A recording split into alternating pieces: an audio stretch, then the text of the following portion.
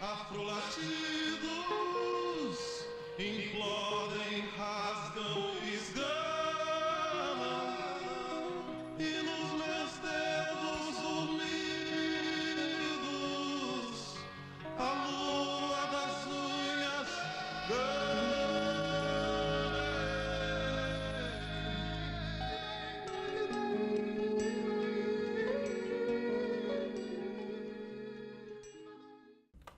A Queda, 1976. O filme é literalmente um projeto de ator, né? O Nelson Xavier coproduz o filme e assina também o roteiro e a direção. É um projeto provavelmente animado por uma relação afetiva entre o diretor e o ator e aquela história dos fuzis, né? Filme de 1963. A Queda pretende então ser uma espécie de reencontro com os personagens. O núcleo dramático se desloca do campo para a cidade e nós já encontramos Mário e alguns colegas de farda numa situação operária, enfim, numa espécie de vida urbana na tentativa de sobrevivência ali de uma classe média baixa, enfim, um contexto diferente. Os fuzis, de alguma forma, também funcionam como uma espécie de memória para a Queda. A Queda também trata de um filme sobre uma tomada de consciência política, uma tomada de consciência de uma realidade, enfim. Ele também tem um percurso pessoal e social similar ao dos fuzis, né? Os fuzis aparecem em diversas passagens da Queda como uma espécie de memória, né? Uma memória não de um personagem, mas uma memória do filme. É como se fosse um retorno, um eterno retorno de um drama brasileiro. O filme ele é apresentado através de 3 prólogos, né? 3 sequências curtas que funcionam como uma espécie de campo simbólico aonde se desenrolará a história, né? A primeira é a queda de um prédio é implodido dentro de um plano. Na sequência se corta para uma câmera na mão no meio de um lixão em que se filma e se encontra os trabalhadores ali no lixão e algumas crianças catando lixo. E bruscamente nós somos levados para um matadouro, né, em que um boi é morto e no meio daquele ambiente sórdido tem uma espécie de reunião, visita do patrão e em determinado momento, no fim da sequência do matadouro, um dos empregados do matadouro leva copos com sangue para o patrão e seus convidados tomarem. Pensando na reflexão que o filme impõe na sua primeira sequência, é o sangue de quem que o patrão está tomando? Essas imagens de abertura falam de uma queda, da ruína de um sistema, né? Desse capitalismo brasileiro que em 1976 era uma promessa, mas que acabou se configurando algo que vemos até hoje, né? Uma grande máquina de destruição do trabalhador. Após os créditos, nós temos então a quarta e fundamental queda, né? Hugo Carvana, o Zé, cai de um andaime no meio de uma construção e morre. Esse gesto é aquilo que fundamentará esse traço político, essa reflexão social do filme na vida. E é um filme muito sólido na apresentação que nos faz de uma espécie de movimento vivo. Em primeiro lugar, pela escolha que o Rui Guerra faz de substituir a câmera nos travelings, a câmera no tripé, fundamental para a experiência estética e para a experiência emocional dos fuzis, onde você dispõe daquela mise-en-scène hiper rigorosa dentro de uma liturgia dos atores muito precisa e muito expressiva, para uma câmera que acompanha os atores posta no ombro e insere a perspectiva, e dessa forma o espectador, no coração do movimento, no coração do drama, né?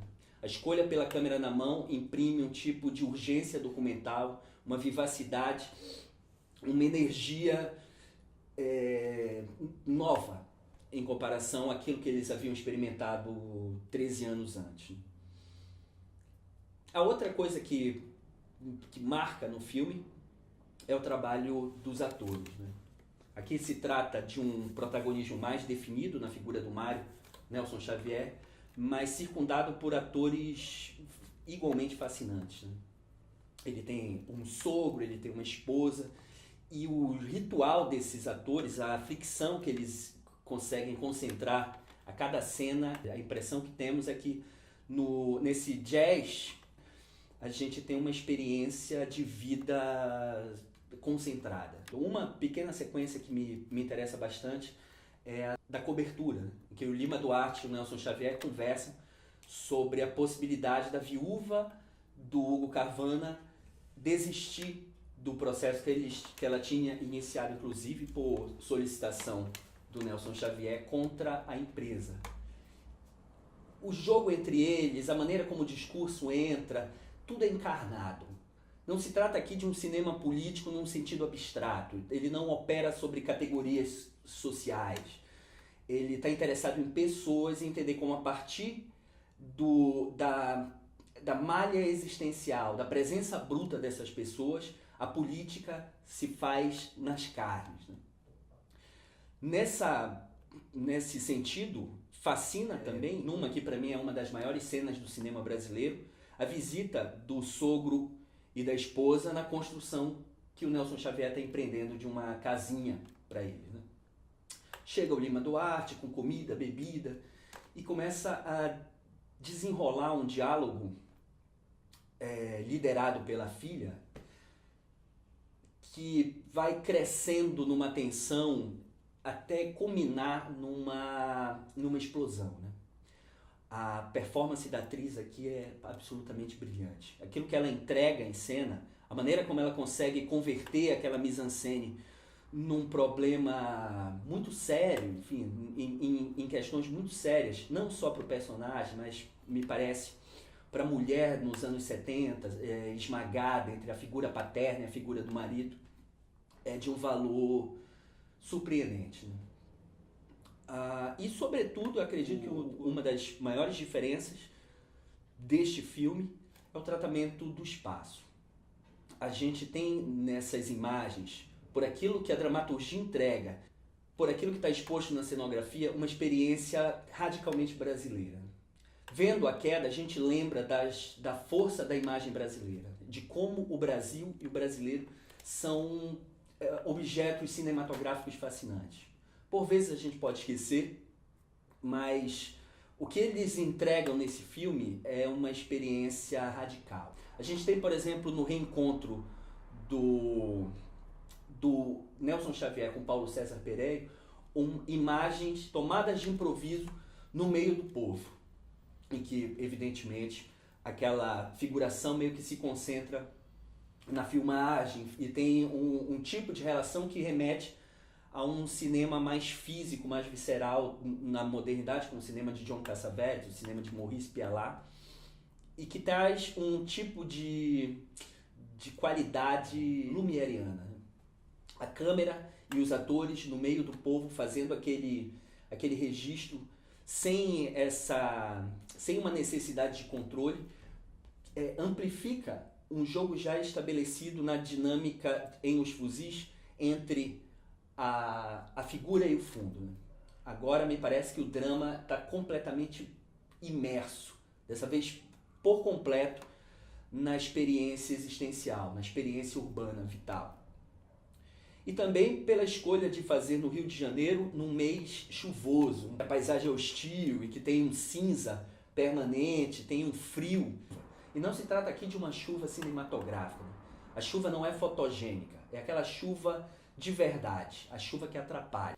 Em contraposição a toda essa vida que ele consegue imprimir nessas imagens, conseguir, através de determinadas escolhas estéticas, a tradução de uma condição do capitalismo brasileiro e da classe operária de maneira tão orgânica, tão vital, a gente tem as figuras do poder. E as figuras do poder nos são apresentadas numa espécie de fotorradionovela, né? Em que a gente tem imagens fixas em estilo, assombradas por vozes que possuem o eco. Tem uma coisa mórbida nessas imagens que se contrapõe ao excesso de vida e o excesso de pulsação vital e orgânica das imagens do povo, né? Uma coisa importante é que o Mário Nelson Xavier representa uma espécie de herói proletário no filme. Ele tem um objetivo, que é que a justiça seja feita e que a viúva seja justiçada legalmente pelo acidente, que não é um acidente, é um gesto criminoso da empreiteira, sim, em colocar o seu trabalhador em condições precárias de trabalho, mas ele não é absolutamente polido, né? O Mário é talvez excessivamente passivo. E em determinada passagem, os polos meio que se radicalizam nesse sentido. Ele sai para beber com o Péreio, seu velho amigo de farda, e quando chega em casa ele tenta fazer sexo com a sua mulher à força, o que é, enfim, um estupro.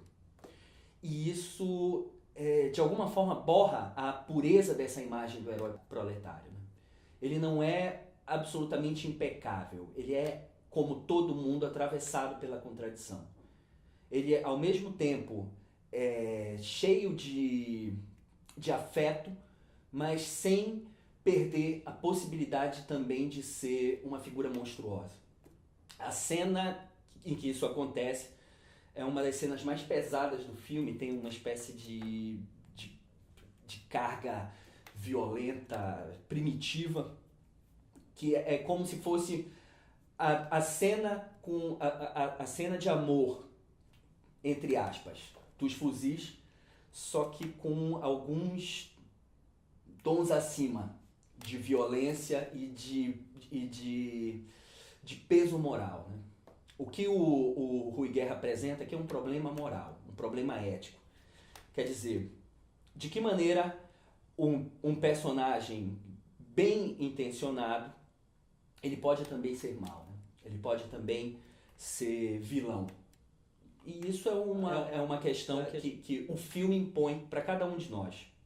Não existe esse espaço definido, confortável, entre o lado do bem e o lado do mal. O mundo e o ser humano é uma coisa só, e ele é o bem e o mal.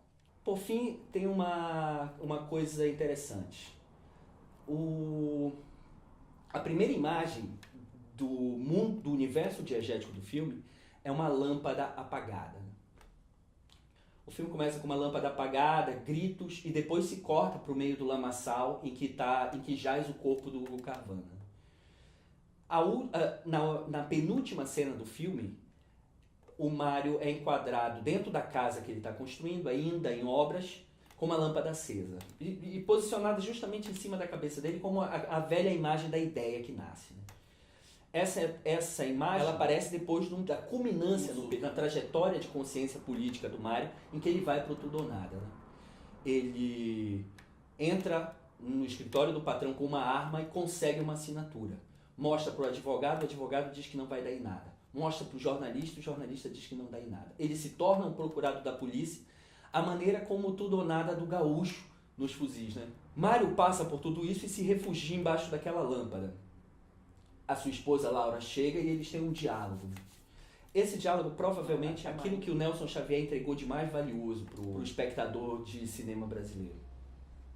Ele imprime naquela consciência absoluta, ao mesmo tempo, uma profunda serenidade construída na calma do ator e também uma fragilidade das suas ferramentas de entendimento, né? É uma segunda tomada de consciência do personagem e ele não consegue dizer bem ao certo o que acontece, né? Ele faz ali uma reflexão com o seu pouco vocabulário profunda sobre a condição do trabalhador no sistema capitalista. Ao mesmo tempo, se contrapõe a essa imagem, num recurso eisensteiniano, imagens de um shopping center, imagens silenciosas de um shopping center, em que a câmera passeia entre lojas. E aquela conversa, então, ela serve para uma espécie de ponto de chegada desse projeto. Né? O ponto de chegada para esse díptico representado pelos fuzis e pela queda, e também para esse ator. A gente sabe que o Nelson Xavier morreu recentemente, e graças àquilo que ele entregou e aquilo que ele produziu ao lado do Rui Guerra, ele não morreu a troco de nada.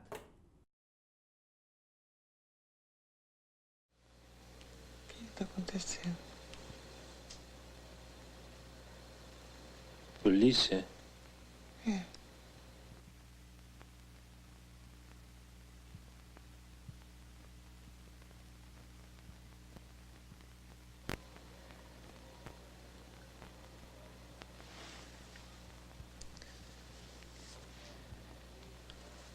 Conta tudo. É o José.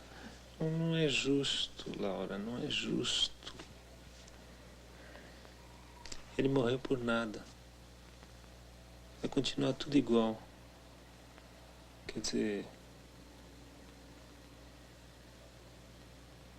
eu conheci o José há muito tempo, muito tempo. Eu tinha um amigo gaúcho, motorista, caminhão de estrada.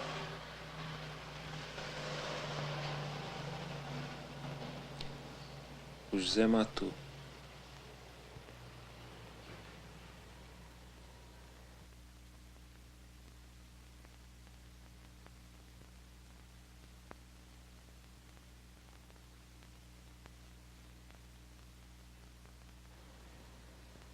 Eu não sei se foi por querer. Ele matou. Ele saiu da farda, eu também saí.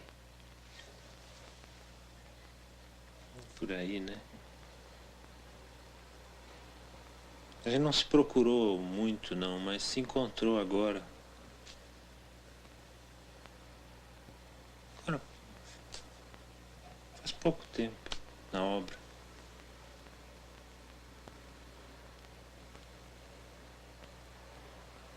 Aí acontece tudo isso.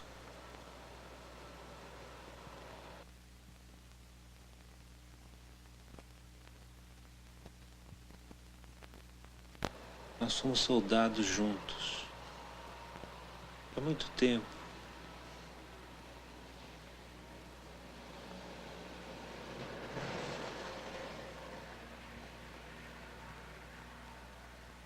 A gente era moço. Sabe, solto por aí. Teve muita coisa junto, a gente era amigo. Não sei. Mas faz muito tempo.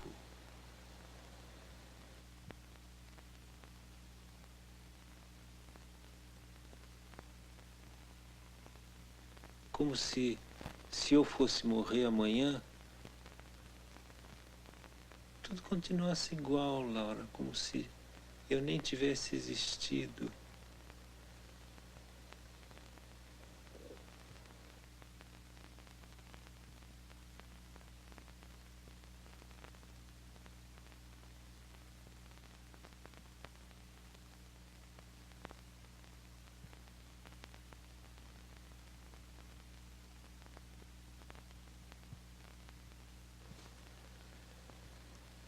Uma pessoa não pode morrer assim. Sabe como é? Não é justo.